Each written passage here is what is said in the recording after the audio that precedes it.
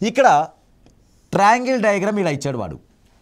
Okay, ఇక్కడ కూడా మనకు ట్రయాంగిల్ డయాగ్రామే ఉంది.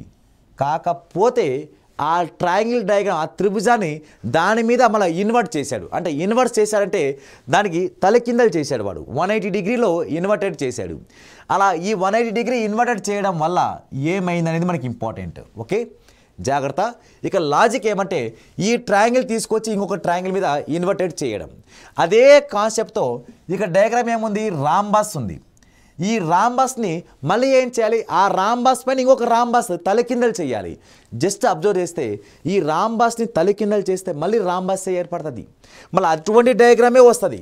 ఆ అటువంటి డయాగ్రామ్ మళ్ళీ దాని మీదనే పెడితే మళ్ళీ ఇలా స్క్వేర్ ఏర్పడుతుందంటే స్క్వేర్ ఏర్పడదు. మళ్ళీ ఇక్కడ స్క్వేర్ రాదు కాబట్టి ఇది రాదు. చూడడానికి ఇది రైట్ ఆన్సర్ అనిపిస్తుంది. ఏది, సి. నేను ఒక దాని మీద ఒకటి పెట్టమన్నాను కానీ పక్కన పక్కన పెట్టమని లేదు. ఇది జస్ట్ పక్కన పక్కన అడ్జసెంట్ ఉన్నాయి. ఇవి అలా అడ్జసెంట్ ఉన్నాయి కాబట్టి ఇది కూడా రాదు. అలా ఈ రాంబాస్ని ఒకదాని మీద ఒకటి ఇంప్లిమెంట్ చేస్తే ఇది సేమ్ టు సేమ్ డయాగ్రామ్ అనేది ఏర్పడడానికి అవకాశం అయితే ఉంటుంది.